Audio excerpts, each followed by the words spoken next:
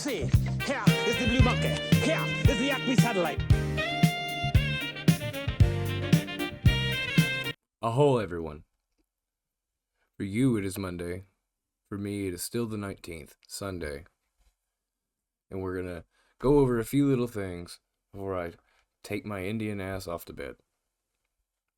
First thing, no kings went well. I see all of our funding hit our bank accounts. I see cities have burned down. Cars have flipped over.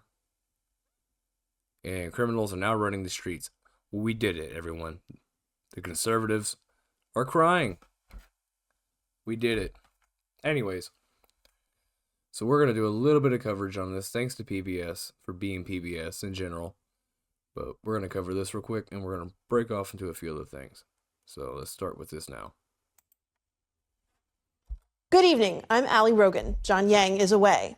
Millions turned out across the country today for a coordinated day of protest against President Donald Trump and his administration's policies. Organizers expected more than 2,600 No Kings rallies in big cities and small towns across all 50 states and some European capitals, including Paris, London, Madrid, and Berlin. A similar event in June brought out more than 5 million demonstrators across the country, but this time organizers said the mobilization was even bigger. Today's protests spanned the nation and other parts of the globe. It's good to see all this, and I'm really happy it happened. Good to see so many places. There's so many people turn out for this, especially not just people on the left. You had a lot of people on political spectrums out there. My only thing is, what's next, really? I mean, that's the most generic question you can ask for something like this. But it's a serious question, though. You know, obviously the question is, we still keep fighting, we still keep spreading the word, we still keep calling representatives, especially the ones that you know will listen. It starts with things like that, but it's just like, not in general of what's next to what do we do, but what's next of what comes after this. How fast is the hamster wheel going to turn? Hopefully a lot more people join in and realize what's going on. And we start waking up and we see some change here. But no, I'm really happy this happened. I'm just really anxious and curious about what's next for the progress and what's next for the country we're living in. Massive crowds turned out in major cities, including New York, Washington, D.C., Boston, and Chicago. Demonstrators also gathered in tiny towns like this one in rural Virginia and across the country. They all shared a singular message. Simple words, no kings. We want to show our support for democracy and for fighting what is right. Protesters named immigration raids and President Donald Trump's deployment of the National Guard to certain cities among the reasons they came out. He should not be able to conduct these overreaches of his power, invading cities. As an immigrant here in Germany, it's really important to me that America was founded on immigrants. See, out in Germany. Weren't they known for something like this? I think they were. And of course, anybody who's too far gone won't look at Germany, of course, and be like, well, you know. But still, anybody who has some sense could be like, you know, Germany does have that history. But I feel like that kind of sense is fleeting anyways. But, I mean, all around the world, that should tell you something. By immigrants, and the fact that they are trying to shut that out and rewrite history is a really big deal. President Trump's allies criticized the rallies as gatherings of extremists. On Friday, House Speaker Mike Johnson said they showed how fringe the political left had become. If you think about what's going to happen here tomorrow, you're going to bring together the Marxists, the socialists, the Antifa advocates, the anarchists, and the pro-Hamas wing of the far-left Democrat Party. That is the modern Democratic Party. That's where they've gone. But on And that crowd looks so scary. So scary. And not from an introvert's perspective. It looks like a crowd full of terrorists. I think Grinder Johnson might be right here. To be honest with you, I'm a little spooked. Fucking come on, man. Come on. Come on, knock it off. Knock it off, Grinder. Streets across America, the crowds were energized. What organizers said was a large-scale exercise in peaceful protest. For more now on those protests, we turn to Robert Weissman, co-president of Public Citizen. I think we're pretty good on that. No need to go into this whole thing here. More talking heads. And I'm just a talking picture. Well, we're going to get into a little bit more sad news. And by a little bit, I mean fucking depressing. So let's get on with it.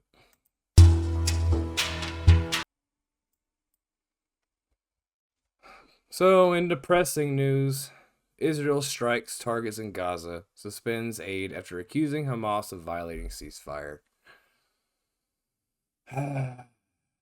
Is anybody shocked?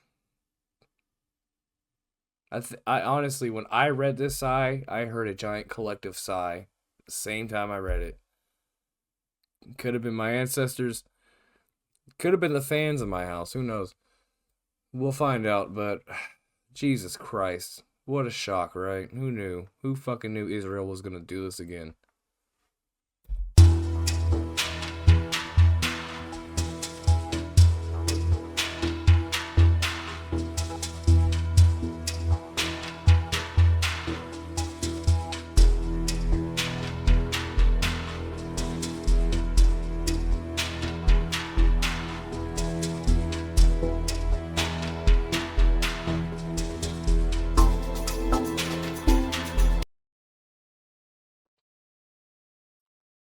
Earlier on Sunday, the Israeli Defense Forces said the strikes began after fighters fired an anti-tank missile and other weapons at Israeli troops in Rafah, the border city in southern Gaza, I would say.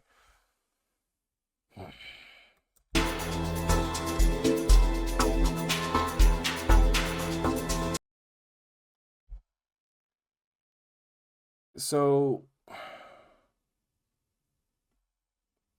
I'm not going to believe Israel, just outright. Just outright. Not because I'm pro-Hamas. But it's like, Israel's full of shit. Israel lies all the fucking time. You know, like, honestly. And let's be honest, we knew Israel was going to break this. They're going to find anything to do. You remember when that cop shot into his car with his partner because he heard an acorn hit his car and thought it was a gunshot somehow. Israel's tank could kick up a fucking rock and somehow it ricochet and ping back and they think it's Hamas. Like, honestly. Like, a kid could drop a fucking box of crayons in the road and they'd say it's a mine and shoot him down. Like, so no, I don't really believe it to begin with, only because Israel has such a fucking history of lying. And I mean, just look at this fucking mess they've made here. Yeah, I don't really believe them. Netanyahu is not someone to believe. The motherfucker has Yahoo in his name. Nobody even uses Yahoo anymore. That should tell you something. Bullshit jokes aside, this is fucking depressing. Okay, so here's the other thing here, okay? There are children, there are women, there are the elderly. There's certainly disabled people now from this shit. There are so many people in Gaza that are not terrorists, that live day to day and trying to fucking survive. And you can't even call this living, by the way. I don't know how you could call this living in any sense of the word. They are trying to survive every day. Kids are fucking being blown up. Kids are having to carry their fucking dead parents in pieces. and they want to strip humanitarian aid because, quote unquote, Hamas did something to us. Okay. But these people still need humanitarian aid. Like they just do. That woman holding her fucking dead child. She's not the one shooting at fucking IDF. She's not the one doing this kind of shit. And again, tensions are still high. You know, I think of this from the native perspective, right? I say this all the time that if we were here now as we were back then, wigwams, teepees, wiki-ups, all that shit, bison were in plenty, the plains are still practically empty. The colonizers, the Spanish, the French, the Dutch, the English, the Americans, they would have bombed the shit out of all of us. Keep that in mind. Okay, so I feel for these people. I feel for them because if my ancestors were alive now as they were back then, if things were now as they were back then, we would be getting bombed. And then when our people decide to fight back, or when our people don't like seeing the colonizers on our streets, and we react. I mean, we've done it before. When we literally attacked people for being on our land, disrespecting our people. We attacked those people. We were called savages and murderers and shit. Okay? So I already feel for these people on like a cellular level because of this. I feel it in my long hair, in the fibers of my hair, the red blood cells in me. I feel this. So no. Israel can suck a dick. And that's putting it very lightly. Very lightly. And the comment sections are lit up. My name's Dildor, go fuck yourself. Covered that enough. I'll cover it in deeper whenever I get TJ back on here. In the meantime, let's move to the last story I have.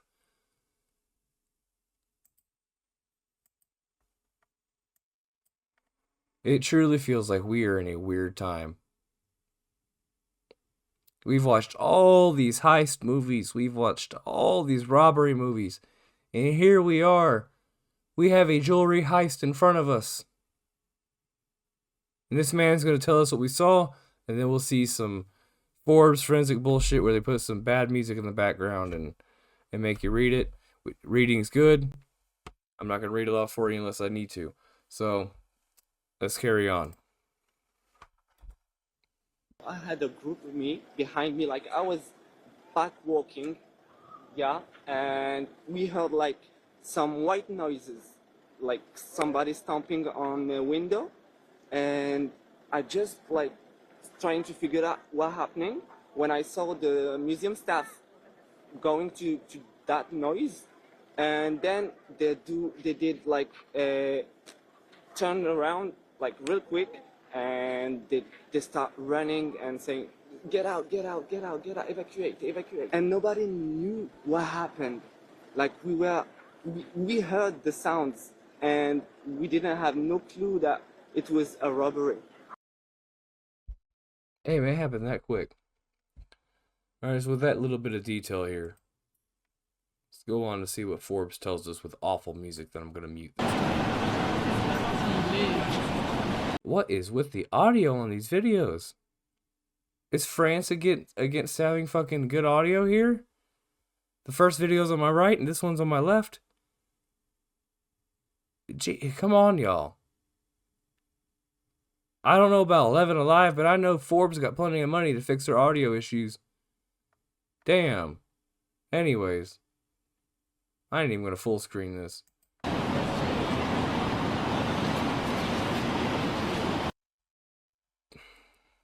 That's a clean cut. You know he had something cut in there to break it like that. That's just, it's way too clean of a cut. And I mean, I'm not a jewelry thief expert. But I mean, like, damn. And it's like little chips right there. Man, I want to know how much planning went into this. It had to have been a lot. And I read somewhere that it took 4 minutes. He did this within 4 minutes. Like, damn. You know how many documentaries and movies we're going to have about this for the next 20 years? Netflix is foaming at the mouth right now.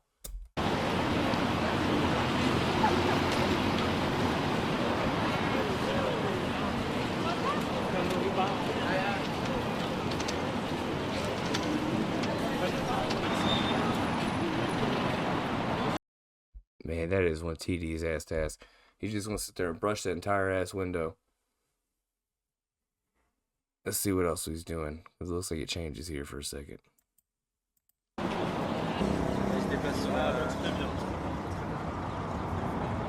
I'm really disappointed.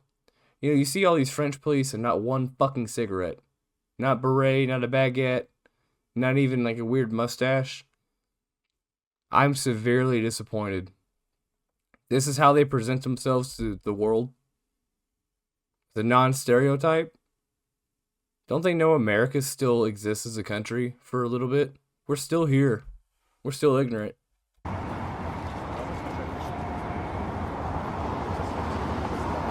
Ah, they're going away for the smoke break.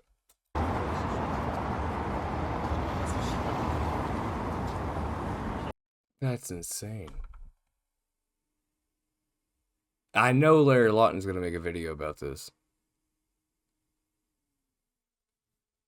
Okay, so let's look at DW News real quick.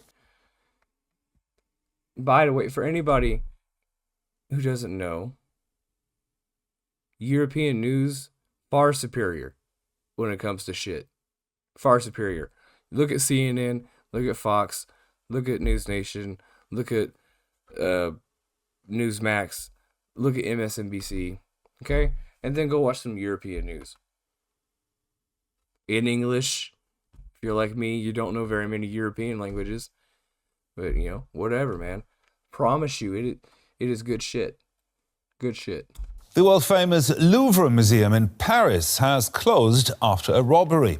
Authorities said thieves used a crane and power tools to break in, taking just a few minutes to smash display cases and flee with priceless jewels. The heist took place half an hour after the museum had opened its doors to the half an hour, man. They are some early birds. Public on Sunday. Visitors were evacuated. Police are still searching for the suspects. No injuries have been reported. This is way too clean. They'd be wasting time to injure anybody. You know, if you're going to rob a place, that's how you rob a place. Go in there clean, don't hurt nobody. Just get your business in, get your business out. And we're now joined by Rosalie Engels from DW Culture. Rosalie, what a heist.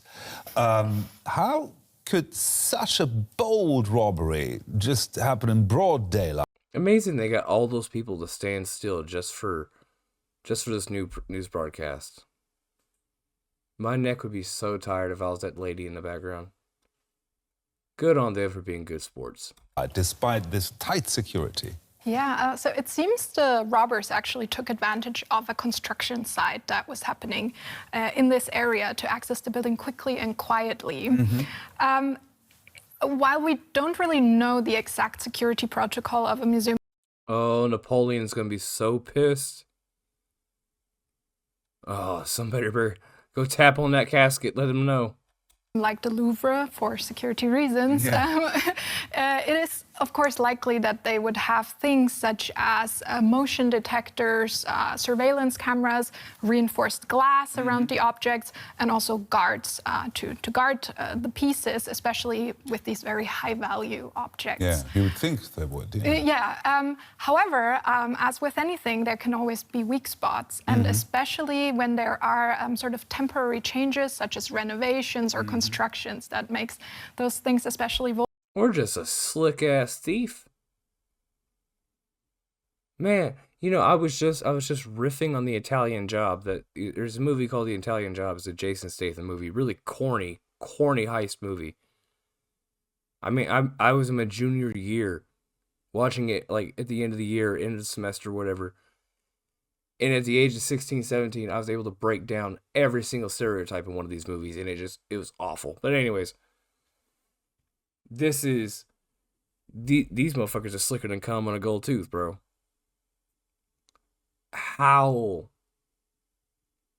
Like, dude, I don't know how easy it is going to be to sell these. They may have to break them down and smelt them into different things, which is really not even worth it if you think about it, because the jewelry itself in a whole would probably be worth way more than the metal, I would think.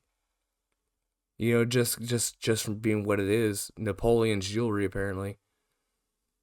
So I don't know, man.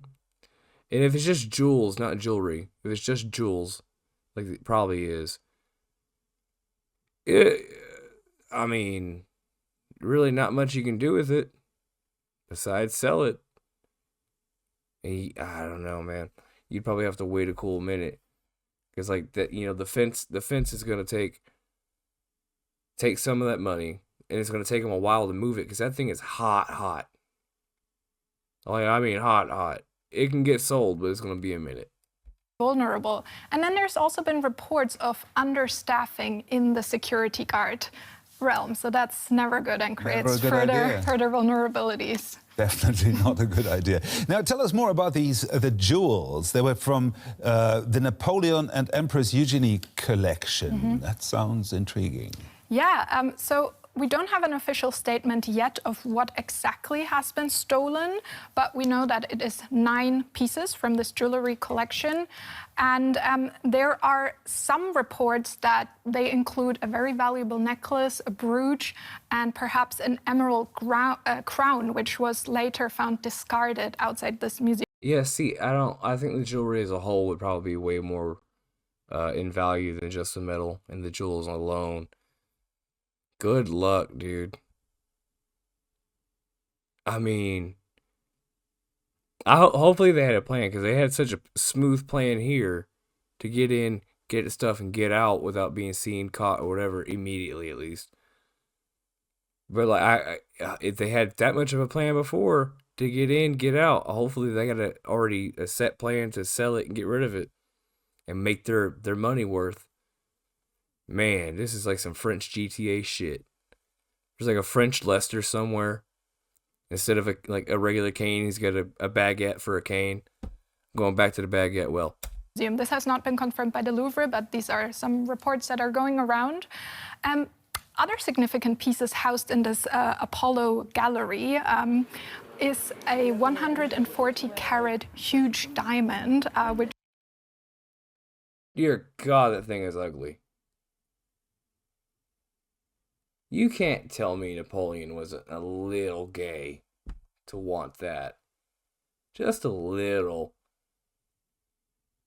That is questionable. It looks like Liberace threw up on it. Ugh. Which would also be another likely target. How much? 150? 140 carats. It's huge. And Bugs Bunny just shit himself. So that could also be a potential target for the robbers. And it's basically impossible to estimate the monetary value of these pieces.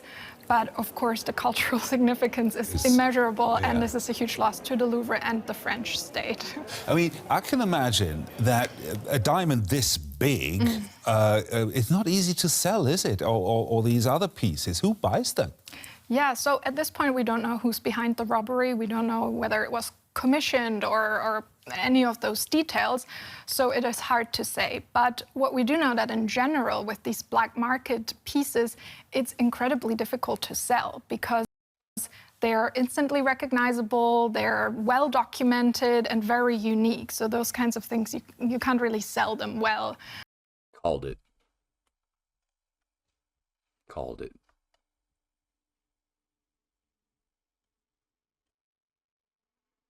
Ah, ha, ha, ha, ha. See? Oh, I didn't read the comments.